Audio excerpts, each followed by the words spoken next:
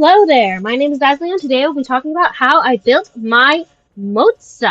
So he's got 2,956 HP, 2,810 attack. He's only got like 100 less attack than he does HP. Anyway, he's got 1,014 defense, 111 speed, 73 over 133 crit rate, crit damage. He has 120 max energy, 100% energy regeneration rate, 7.7 effect hit rate, and a 38.8 lightning damage bonus. Now, light con wise, I have him on his signature light cone, Shadowed by Night. This gives him increased break effect, and when entering battle, dealing break damage, increased speed. When entering battle or after dealing break damage, increases speed by 8%, lasting 2 turns. So this will just give him a speed boost. You could also put him on, where is it? Baptism of Pure Thought, which is Dr. Ratio's signature light cone. It increases the crit damage. It increases the wearer's crit damage by 20%. And for every debuff on the enemy target, the wearer's crit damage dealt against the target initial increases by 8%, stacking up to 3 times. And then when using ultimate to attack an enemy target, the wearer receives the Disputation effect, which increases damage dealt by 30%, enabling their follow-up attacks to ignore 24%. In other words, this is technically a better light cone for him. I just have him on a signature because I like people on their signatures. But this is Ratios is a better light cone.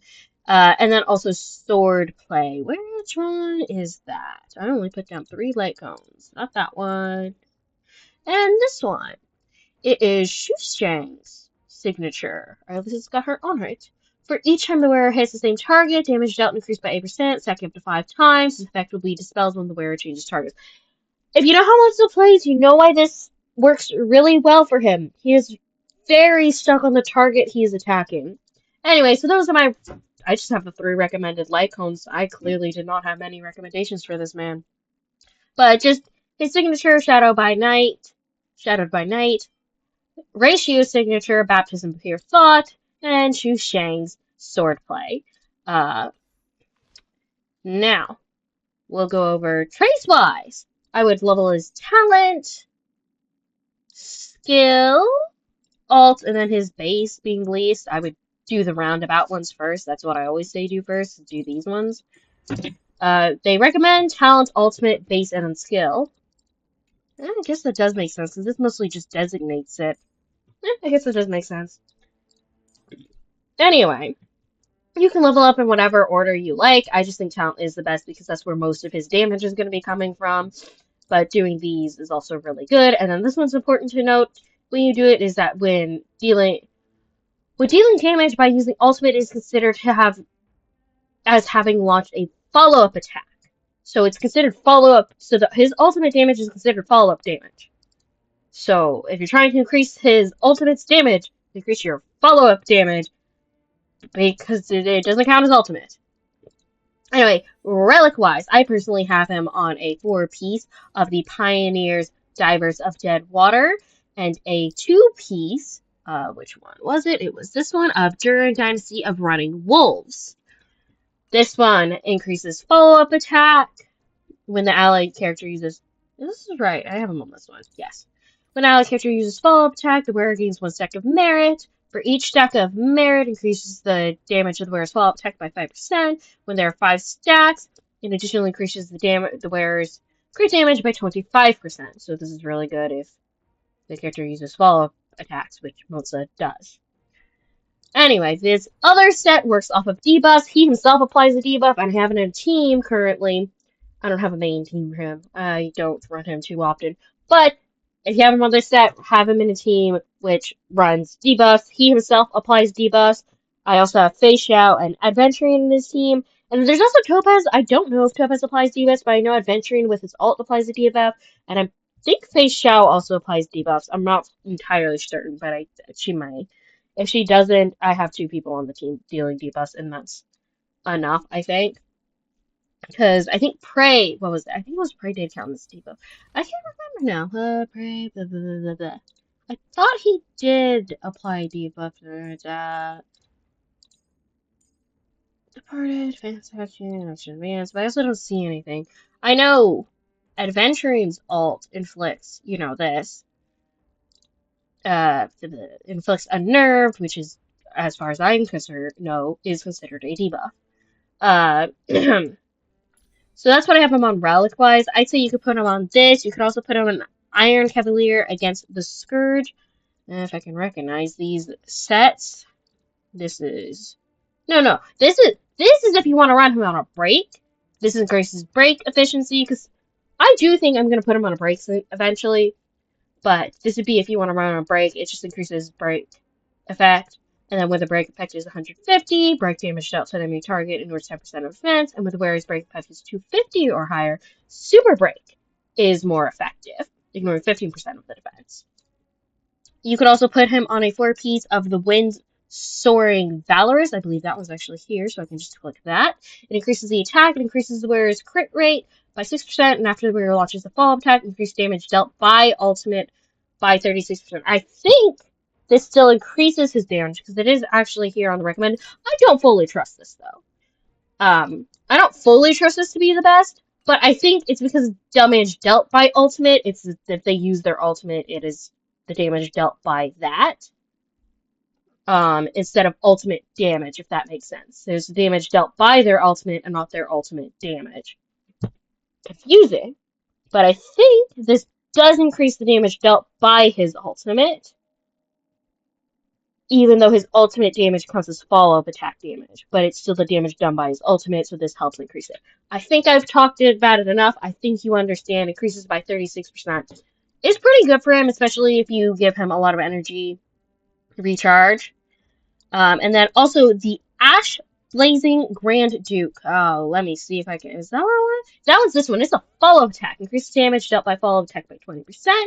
And then when the wearer uses a follow-up attack, increase the wearer's attack by 6% for every time the follow-up attack deals damage. This effect stacks up to 8 times, lasts for 3 turns. This effect is removed the next time the wearer uses a follow-up attack. Anyway, I may eventually put him on this, because he is very much has a lot of follow-up attacks he does. But for now, I have him on the Pioneers of Divers of Red Waters. And then for his Planetarium set, I have him on Durin, Dynasty of Running Wolves. Did I mention this one earlier? Anyway, this is another follow-up attack set. I did mention this one earlier, so when I was running him off. Other sets I've thought about running on. I don't think, is this what? Neither of these I have down. I mean, it's okay for both of these, I guess. I don't know. The recommended ones, I don't really care. Other ones I have is if I can find them. I really needed to take a better look at what they look like. It was Inert. So, oh, wait, no, I know which one that one is. That one's this one. The Inner Solister set. It increases the wearer's crit rate by 8%, and when the wearer's current crit rate is over 50, it increases the damage dealt by ultimate and dealt by the wearer's ultimate, and follow-up attack increases by 15%. So I find that's a really good for Moze. Just make sure he has over 50 crit rate, which I believe most DPSs should have over 50 crit rate. So, and then the other one actually was the other one? This one? No. This one? No. Yes, I was right. I didn't have either of those down. There's also Space Sealing Station. Where is this one? No. There we go. Increases the wearer's attack by 12%, and when the wearer's speed is 120 or higher, the wearer's attack increases by extra 12%. This is partially because technically a lot of damage he does is based off of his attack. So it just helps him do more damage. And then the last one I have is Talia Kingdom of Banditry. Where is that one? I believe that one is a break effect option. Do I even have any of that one? I should. This should be it.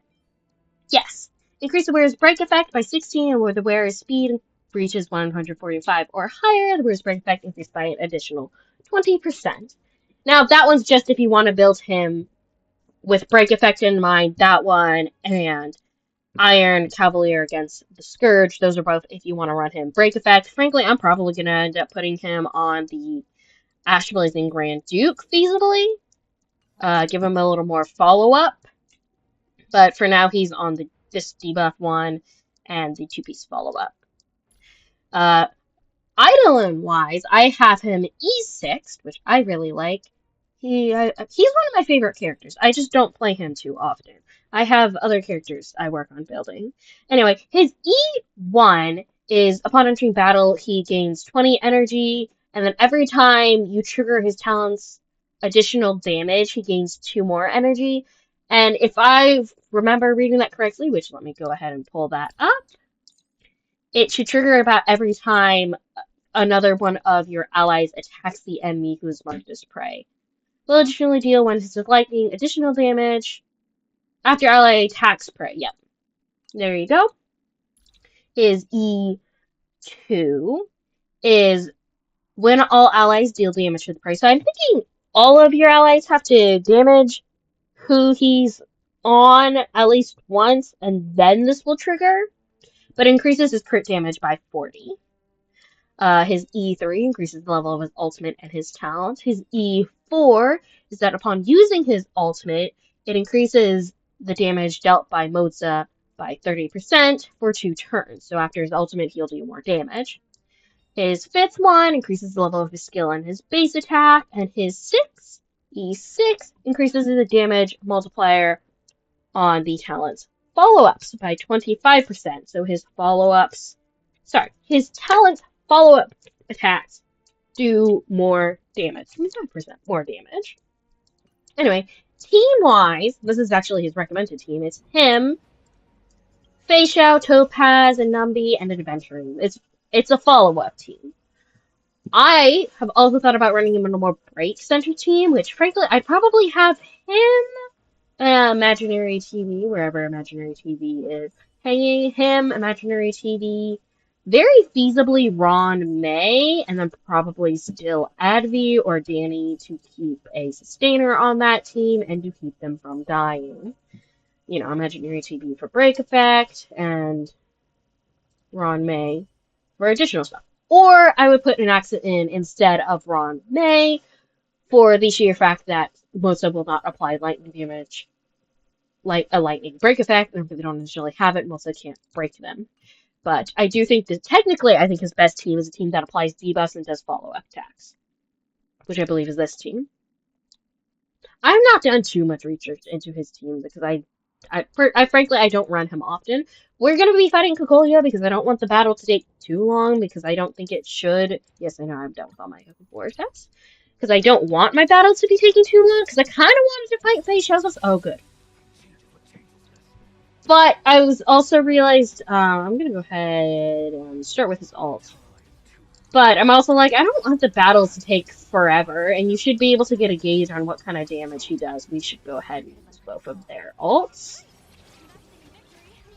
And I'm going to try to have everyone have their ultimates maxed out. Clearly, Fei Xiao's not allowed to, because they had everyone's ults as high as they could be when I started the video, so...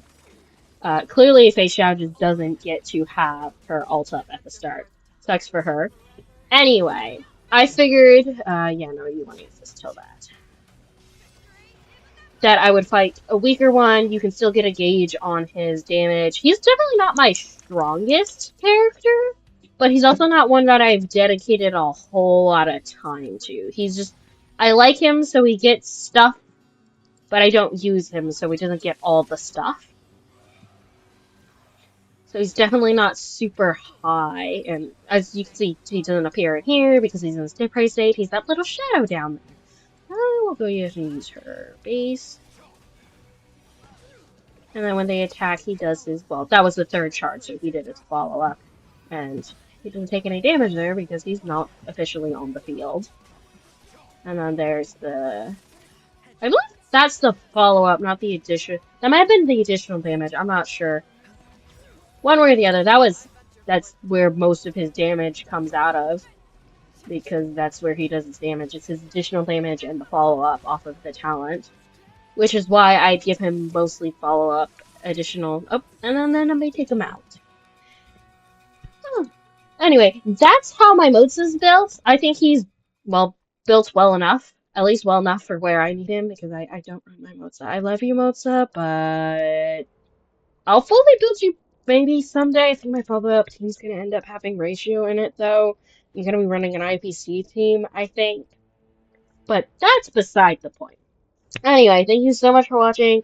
I hope this video was helpful, and I hope you enjoyed it. But that's all for how I built my Moze. Actually, Moze move. I love how he has this little feather design on his coat. That's so cute. Anyway, thank you so much for watching. If you enjoyed the video, please leave a like, and if you'd like to see more about how I built my characters, please subscribe. I will be working through characters from all three games. I do Genshin, ZZZ, and Starrail. Anyway, yeah, no, that's all. And may you have a blessed rest of your day.